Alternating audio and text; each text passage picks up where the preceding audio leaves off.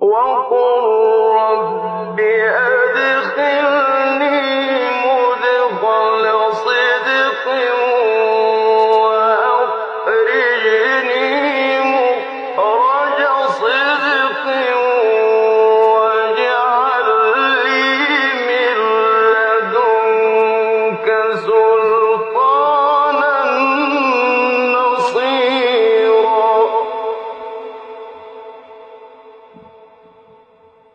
Chers frères et sœurs, nous avions pris l'habitude de temps en temps dans ces prêches du vendredi de parler d'un des noms de Allah tabaraka wa ta'ala. Nous avions déjà parlé longuement et d'une manière étalée sur l'importance de connaître les noms divins. Asma Allah al-Husna, les bons noms divins. Et de temps en temps, on étudie un nom bien particulier d'Allah Azza wa Jal pour qu'on le comprenne les uns derrière les autres. Et nous avions dit que lorsqu'on a un lien à avoir avec les noms d'Allah Azza wa Jal, on a un devoir vis-à-vis des noms d'Allah tabaraka wa ta'ala, et ce devoir se divise en quatre choses. La première chose, c'est qu'il faut connaître les noms de Dieu. Les 99 de Dieu, 99 noms de Dieu, il faut les connaître, il faut les mémoriser. Man ahsahunna dakhala al-jannah ou al-ihsa, on a déjà parlé de ça, celui qui les dénombre entrera au paradis. Les dénombrer d'abord, ça consiste à les connaître par cœur. Ça, c'est la première chose. La deuxième chose, c'est qu'il faut connaître leur sens littéraire, ne serait-ce que le sens littéraire. Ça veut dire quoi Al-Qahhar, ça veut dire quoi Al-Jabbar, ça veut dire quoi Al-Shafi. Troisième devoir, c'est de connaître les étendues de ces noms-là, les étendues dans notre vie. Le nom d'Allah Azza wa Jal, Al-Ghafour par exemple, celui qui est le pardonneur, quel est son impact dans notre vie au quotidien. Donc il faut connaître l'étendue de ce nom-là dans notre vie. Et le quatrième devoir vis-à-vis des noms d'Allah Azza wa Jal, c'est de nous comporter conformément au sens et à l'essence de ce nom-là. Lorsque par exemple Allah Azza wa Jal, je sais qu'Allah Azza wa Jal est le pourvoyeur, Ar-Razzaq, donc à partir de là, je ne dois pas craindre ma subsistance. D'où est-ce que je vais avoir ma subsistance? Allah Azza wa Jal, c'est lui qui assure ma subsistance, donc je suis tranquille et je ne me démêle pas et ni jusqu'à l'inquiétude concernant le rizq qu'Allah Azza wa Jal va m'apporter. Donc à chaque nom, nous devons avoir une réaction. À chaque nom, nous devons avoir une éthique et une moralité bien particulière et un comportement bien particulier. Et nous allons nous attarder aujourd'hui et la semaine prochaine, Inch'Allah, sur un nom très important parmi les noms d'Allah Azza wa Jal. Il s'agit du nom Al-Wadoud. Al-Wadoud, qu'on traduit généralement par le tout affectueux ou bien le tout aimé ou le tout aimant. Le tout aimant ou le tout affectueux. C'est ainsi qu'on le traduit en général. Ce qu'il faut savoir, c'est que ce nom-là n'a pas été cité dans le Coran de nombreuses fois. Il n'a été cité que 2 fois, exclusivement 2 fois. Le nom d'Allah Azza wa Jal, Al-Wadoud. Une fois, il a été cité d'une manière déterminée et une fois d'une manière indéterminée.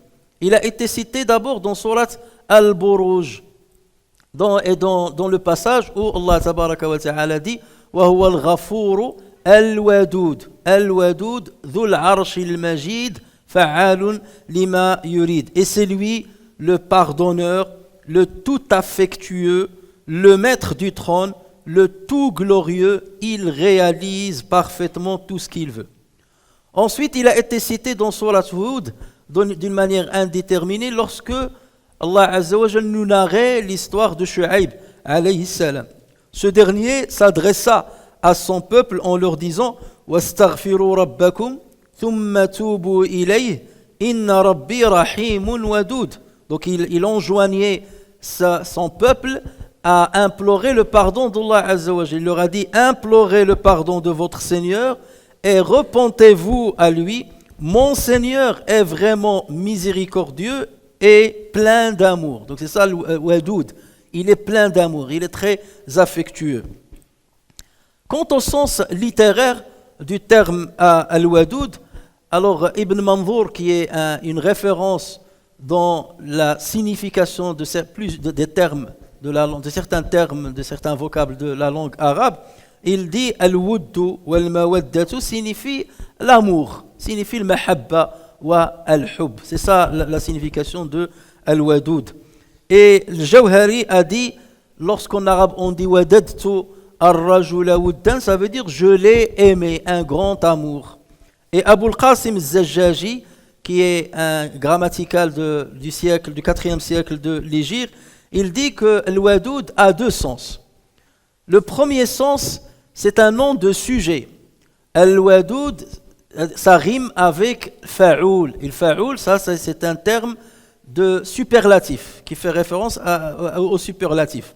Al-wadoud, ça veut dire al-fa'il, ça veut dire celui qui aime les autres. Donc cet amour émane de lui envers les autres. Donc on peut le comprendre de ce sens-là. C'est lui qui aime les autres. Et al-wadoud peut être un complément. Ça veut dire c'est celui qui est aimé par les autres. Et à partir de là, on comprend que le terme al-wadoud a deux sens. C'est celui qui aime et celui qui est aimé. Donc c'est lui qui aime le plus ses serviteurs. S'il y a quelqu'un qui t'aime le plus dans ton existence, c'est bien Allah tabaraka wa ta'ala. Mais encore faut-il le savoir. S'il y a quelqu'un qui t'aime le plus, beaucoup plus que ta mère, beaucoup plus que ton père, c'est Allah tabaraka wa ta'ala. Et s'il y a quelqu'un dans ton existence qui mérite ton amour, beaucoup plus que ton amour envers ton père et ta mère, c'est bien Allah tabaraka wa ta'ala. Il faut qu'il y ait une exagération de ton amour envers Allah azza wa jal, parce qu'il y a une exagération de son amour envers toi. Et l'imam al-Khattabi, qui est un jurisconsulte et un muhaddith shafi'i, mort dans le 4e siècle de l'Hégire, il dit qu'il y a un troisième sens du terme al-wadoud. Et ce sens-là veut dire que Allah tabaraka wa ta'ala, il met l'affection dans le cœur de ses serviteurs envers les pieux. Ça veut dire que chaque fois qu'Allah azza wa jal voit un serviteur qui est pieux parmi ses serviteurs, il met dans le cœur des gens son amour. Les gens commencent à l'aimer. Lorsque vous avez un penchant d'amour vis-à-vis d'une personne pour sa piété, pour sa proximité d'Allah azza wa jal, et que vous voyez qu'il y a énormément de personnes qui aiment cette personne, il y a un secret derrière ça. C'est que c'est Allah azza wa jal qui a mis cet amour dans ton cœur. Tu ne l'as pas cherché, tu ne l'as pas fait, la personne n'a pas fait d'effort pour acquérir ton amour. Il ne t'a pas soudoyé, il ne t'a pas donné des cadeaux forcément, ni rien du tout. Mais comme ça, tu dis, cette personne-là, je l'aime fi sabilillah. Et ceci est conforme à ce qu'a dit le prophète sallallahu alayhi wa sallam dans un hadith. Lorsqu'Allah azza wa jal aime quelqu'un, il convoque Jibril. Et il lui dit, oh Jibril, sache que j'aime un tel, aime-le. Et Jibril commence à aimer cette personne. Ensuite, Jibril lance un appel dans les cieux. Il appelle les anges et il leur dit, sachez que Allah azza wa jal aime cette personne, alors aimez-la. Et ensuite, Allah tabaraka wa ta'ala accorde à cette personne l'acceptation sur terre. Autrement dit, cette personne devient aimée par la majorité des pieux sur terre. Bien entendu, les égarés et les pervers, ils n'aiment pas les bons. Mais là, la majorité des gens qui sont pieux, qui sont proches de Allah azza wa jal, vont aimer cette personne. Mais qui va ancrer cet amour dans le cœur des gens, c'est Allah tabaraka wa ta'ala. Et c'est dans le même sens que Allah azza wa jal a dit وَاذْكُرُوا نِعْمَةَ اللَّهِ عَلَيْكُمْ إِذْ كُنْتُمْ أَعْدَاءً فَأَلَّفَ بَيْنَ قُلُوبِكُمْ فَأَصْبَحْتُمْ بِنِعْمَتِهِ إِخْوَانًا. Rappelez-vous du bienfait d'Allah azza wa jal à votre égard lorsque vous étiez ennemis les uns aux autres, et il a réuni entre vos cœurs, il a concilié entre vos cœurs, et par sa grâce, vous êtes devenus des frères. Donc cette fraternité qu'il a ancrée, qu'il a enracinée dans vos cœurs, c'est Allah. Et cette fraternité, cet amour-là, c'est walwid. Et donc le wadoud, c'est celui qui enracine l'amour entre les musulmans. C'est celui qui enracine l'amour des pieux dans le cœur des musulmans. Donc vous voyez à partir de là que la signification de al-wadoud nous renvoie vers trois sens. Celui qui aime, celui qui mérite d'être aimé et qui est le plus aimé par les pieux, et celui qui instaure l'amour entre les gens. Chers frères et sœurs, la source de la relation entre Allah azza wa jal et ses serviteurs, c'est l'amour. Ce n'est pas la crainte ou ce n'est pas la menace. La base de la relation entre Allah azza wa jal et ses serviteurs, c'est l'amour. Elle dit que la menace, elle vient après parce qu'il les aime. pour qu'ils ne s'éloignent pas, pour qu'ils ne pêchent pas, pour qu'ils ne l'oublient pas, il les menace.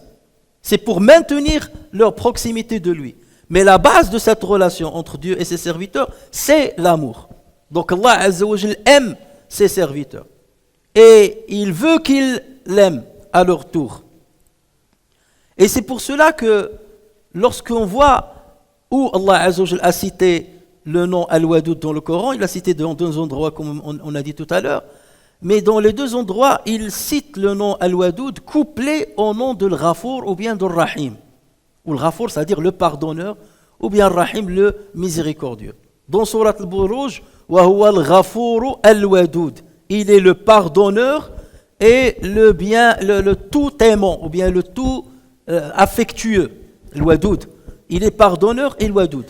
Shu'aib, lorsqu'il s'est adressé à son peuple, il leur a dit « Inna Rabbi Rahimun Wadoud » Mon Seigneur est certes miséricordieux, Rahim, miséricordieux et tout affectueux.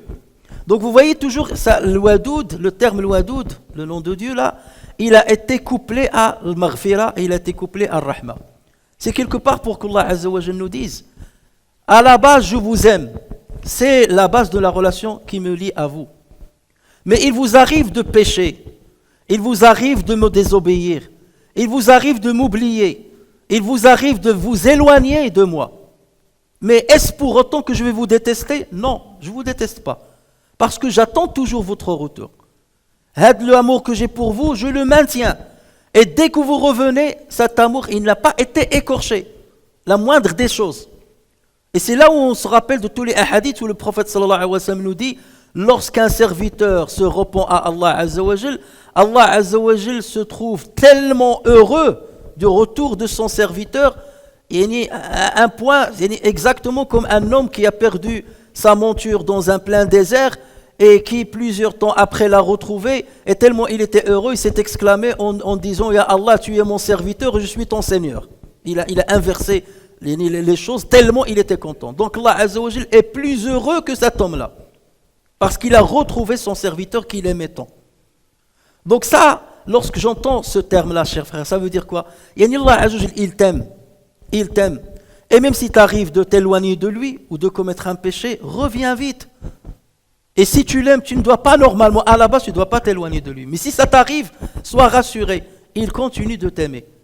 Il faut seulement que tu te précipites pour revenir vers lui. Et pour que l'on puisse un petit peu imaginer la grandeur de l'ouadoud, la grandeur de l'amour, de l'affection qu'Allah Azza wa Jal porte à ses serviteurs, on va citer une histoire. Allah Azza wa Jalla a une règle immuable. C'est que la porte de son pardon, elle est ouverte à tout repentant, tant que ce repentant-là n'arrive pas à l'agonie, tant qu'il n'est pas en train d'agonir, qu'il va céder l'âme. Allah Azza wa Jalla accepte son repentir. Et tant que le courroux de Dieu ou la punition de Dieu n'est pas tombée sur un peuple, lorsque la punition tombe sur un peuple, un tremblement de terre, comme les peuples qui ont précédé, ou bien une catastrophe qui va tuer les gens qui l'ont désobéi, au moment où le courroux de Dieu descend, Dieu n'accepte pas le repentir. Et sur ceci, Allah Azza wa Jal dit ce qui signifie, puis quand ils virent, c'est-à-dire ceux qui ont mécru en Dieu, puis quand ils virent notre rigueur, bien notre châtiment, ils dirent, nous croyons en Allah seul, et nous renions ce que nous lui donnâmes, ou ce que nous lui donnions comme associé. Maintenant c'est la mort qui va venir, là on s'apprête à revenir à Dieu et à croire en lui, et nous renions les associés qu'on lui a donnés auparavant. Et Allah dit après, mais leur croyance au moment où ils eurent constaté notre rigueur ne leur profitera point. Telle est la règle d'Allah envers ses serviteurs dans le passé. Ça c'est une règle qui est immuable. Venons-en à Pharaon. Pharaon, comme vous le savez, c'était une des personnes les plus éloignées de Dieu. C'était une personne qui s'est prise pour un Dieu, pour un divin. Et il s'est adressé à son peuple en leur disant « Je ne connais pas un Dieu pour vous si ce n'est moi. Il n'y a pas une autre divinité pour vous si ce n'est moi. Ma alimtu lakum min ilahin ghayri. » Il a tué des gens parce qu'ils ont cru en Allah Azza wa Jal. Il a tué des enfants, il a fait des ravages. Et lorsque le châtiment d'Allah Azza wa Jal lui est venu, lorsqu'il allait se noyer, qu'est-ce qu'il a dit? Allah Azza wa Jal trace, il nous narre ce qu'il a dit. Hatta idha adrakahu al-gharaq, puis quand la noyade lui atteint, قال آمنت أن لا إله إلا الذي آمنت به بنو إسرائيل وأنا من المسلمين. Je crois, il a dit, je crois qu'il n'y a d'autre divinité que celui en qui ont cru les enfants d'Israël, et je suis du nombre des soumis. Regardez, là il voulait montrer qu'il s'est repenti. Mais regardez, c'est un faux repentir. Parce qu'il y a dedans encore de l'orgueil. Il a dit, j'atteste qu'il n'y a de Dieu. Il n'a pas dit qu'Allah. Il a refusé de mentionner le nom d'Allah. Il a dit, j'atteste qu'il n'y a de Dieu que celui ont cru les enfants d'Israël. Et il a refusé de dire le nom d'Allah. S'il avait dit Ashhadu amantu an la ilaha illallah, au moins on va dire non, son orgueil l'a empêché de citer le nom de Dieu. J'ai cru au Dieu auquel Banu Israël ont cru. Et je suis parmi les soumis. Pourquoi je cite ceci avec le nom Al-Wadoud? Parce qu'il y a un hadith rapporté par Tirmidhi, un hadith sahih rapporté par Tirmidhi sur Abdullah ibn Abbas radiyallahu anhuma, qui dit que le prophète sallallahu alayhi wa sallam a dit: lorsque Allah Azza wa Jal a fait noyer Pharaon, il a dit Amantu, j'ai cru au Seigneur auquel Banu Israël ont cru. Et Jibril m'a dit, donc c'est le prophète qui parle, et Jibril m'a dit, Ya Muhammad, ô Muhammad, si tu m'avais vu le jour-là où Pharaon allait être noyé, si tu m'avais vu en train de prendre des poignées de sable de la mer, des poignées de sable, et les enfoncer dans la bouche de Pharaon, par peur que Dieu lui accorde sa miséricorde. Par peur que Dieu lui accorde sa miséricorde. Je prenais des poignées de sable et je les enfonçais dans la bouche de Pharaon pour qu'il ne continue pas de dire Ashhadu an la ilaha. Parce qu'il savait qu'il était menteur dans ce qu'il disait. Il ne voulait pas citer le nom de Dieu. Mais parce que Jibril sait qu'Allah Azza wa Jal est Wadoud, il aime ses serviteurs, il aime sa création. Et parce que cet homme-là est en train de simuler une repentance, j'avais peur qu'il continue de la répéter et qu'il la dise comme il le faut. Qu'il dise comme il le faut, Ashhadu amantu an la ilaha illallah. Et dans ce cas, Dieu lui pardonnerait. Donc c'est pour cela que je faisais entrer le sable dans sa bouche pour qu'il arrête. Parce que je savais qu'il était faux. Même si Jibril savait que Dieu, il a mis une règle immuable et qu'il ne va pas lui pardonner. Mais il a dit peut-être, Jibril a dit peut-être que la miséricorde de Dieu et l'affection que Dieu a envers ceux qui se repentent le pousserait à remettre en cause cette règle. Même si je sais que les règles de Dieu sont immuables. Mais par peur et par crainte que Pharaon bénéficie de la miséricorde de Dieu, j'ai enfoncé le sable dans sa bouche. Qu'est-ce qu'on comprend de là? On comprend que Jibril sait pertinemment quelle est la grandeur de l'affection de Dieu envers ses serviteurs, surtout ceux qui se repentent. Il sait qu'il est immense, incommensurable. On ne peut pas l'imaginer. En tant qu'être humain, on ne peut pas l'imaginer. Et c'est ce fait-là qui nous montre qu'elle est immense. Et lorsqu'on sait cela, chers frères et sœurs, maintenant qu'on a compris ce que c'est que le sens de Al-Wadoud, qu'Allah est Al-Wadoud, comment devons-nous nous comporter vis-à-vis d'Allah Azza wa Jal? Est-ce qu'on peut continuer de lui désobéir? Est-ce qu'on peut continuer de l'oublier? D'oublier les prières par lesquelles on peut se rapprocher de lui? D'être en retard par rapport à une prière où je peux être proche de lui? Oublier de se référer à lui? Oublier de le supplier? Oublier de lui demander son pardon? C'est une vraie ingratitude de notre part, chers frères et sœurs, que de ne pas réagir conformément au sens et à l'essence du nom Al-Wadoud. Al-Wadoud nous engage. Le nom de Dieu, Al-Wadoud, nous engage vis-à-vis de lui, nous engage envers lui.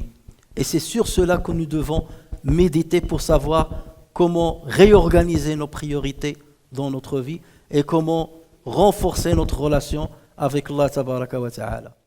Chers frères et sœurs, les bienfaits d'Allah Azza wa Jal sur ses serviteurs sont multiples, nombreux et variés. C'est lui qui les a créés. C'est lui qui les guide.